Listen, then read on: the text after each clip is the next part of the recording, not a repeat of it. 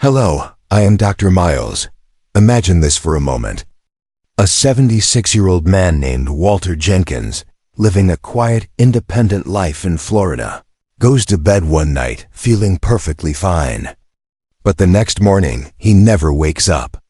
There were no dramatic symptoms, no warning signs. There was only a simple habit he performed every single night, one he and millions of others believed was harmless, even healthy. What if I told you that this very habit involves something as simple as a glass of water? For years, a dangerous myth has circulated online and by word of mouth: drink a glass of water before bed to prevent a heart attack. Today, we are going to dismantle that myth. Leading experts from institutions like the Cleveland Clinic are now issuing urgent warnings. They are not concerned about the water itself, but about something it triggers, a silent chain reaction that can put immense strain on your heart while you sleep. By the end of this video, you will understand the real science, and I will give you simple, actionable steps to protect yourself. Starting tonight, let's be very clear: hydration is essential. Your body needs water. The issue is not if you should drink water, but when and how much you drink as the day comes to a close. The popular belief is that drinking water before bed thins the blood and prevents clots. But Dr. Mark Gillinov, a leading cardiac surgeon at the Cleveland Clinic, has stated it plainly: there is no evidence that drinking water before bed prevents heart attacks. So, what is the real danger? The danger lies in a condition called nocturia, the medical term for waking up frequently during the night to urinate. Every time you drink a large glass of water close to bedtime, you are setting an alarm clock for your bladder. And each time that alarm goes off, your deep, restorative sleep is shattered. This is not just an inconvenience. It is a serious physiological stressor. Scientific research shows that deep sleep is when your body performs its most critical maintenance. Your heart rate slows, your blood pressure naturally dips, and your nervous system enters a state of calm. But when you are woken up, that entire process is violently interrupted.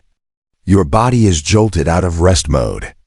The sympathetic nervous system, your fight or flight response, kicks in. Levels of stress hormones like cortisol and adrenaline spike. Your heart rate accelerates and your blood pressure surges. Now, imagine this happening 2, 3, or even 4 times a night. Night after night. You may be asleep, but your cardiovascular system is on a dangerous roller coaster, and you do not even know it. A comprehensive study published in the journal Frontiers in Public Health found a direct, dose-dependent relationship. The more times a person woke up to urinate, the significantly higher their risk of dying from heart disease. Those who woke up 3 or more times a night had nearly double the risk. Consider the story of Mr. Martin, a retired carpenter from Minnesota. At 67, he was in great shape. But for months, he had been waking up 2 to 3 times a night. He dismissed it as just a normal part of getting older. Then one morning, his wife found that he had passed away in his sleep. The doctors determined it was a massive heart attack that occurred around 4 a.m., right in that window of peak vulnerability created by fragmented sleep. His story is a tragic reminder that we cannot ignore these small, persistent signals. A few years ago, a Facebook post went viral, claiming cardiologists recommended water before bed. This is a classic example of how misinformation spreads. It sounds simple, it feels proactive, and it gives people a sense of control over their health anxiety. A survey found that over 60% of Americans over 55 had heard this advice. But popularity does not equal medical truth. A revealing example comes from a retirement community in Arizona. After a local health team encouraged nighttime hydration, they saw a near doubling in sleep complaints within 6 months. Subsequent health checks revealed that nearly 30% of residents had unstable blood pressure in the early morning, directly linked to sleep disruption. This prompted them to completely reverse their guidance. The real solution is not found in a glass of water at 10 p.m. It is in a strategy called front-loading your hydration. This means drinking consistently from the moment you wake up until the late afternoon. This gives your body the fluids it needs when it is most active. Think of it like watering a garden. You water it in the morning and afternoon so the soil can absorb it and thrive. Pouring water on it late at night does not help. It just sits there, unable to be properly used. So, what are the clear, simple, and effective steps you can take to protect your heart and your sleep? First, make it a rule to significantly reduce your fluid intake at least 1.5 to 2 hours before your intended bedtime. This gives your kidneys enough time to process the fluids before you lie down. If you are thirsty, take small sips. Do not drink a full glass. Second, use the restroom right before you get into bed. This helps ensure your bladder is as empty as possible, giving you the best chance for uninterrupted sleep. Third, avoid bladder irritants and stimulants after 7 p.m. This includes salty foods, which make you thirsty, as well as caffeine and alcohol. These substances not only stimulate your nervous system, but can also directly irritate the bladder, increasing the urge to urinate. And fourth, stick to a regular sleep schedule, even on weekends. According to Harvard Health, this one habit alone can lower your risk of heart disease by up to 25%.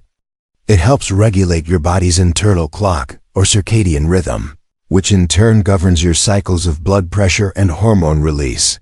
When you sleep deeply, your heart truly rests. Blood pressure drops by 10 to 20%. Stress hormones decrease.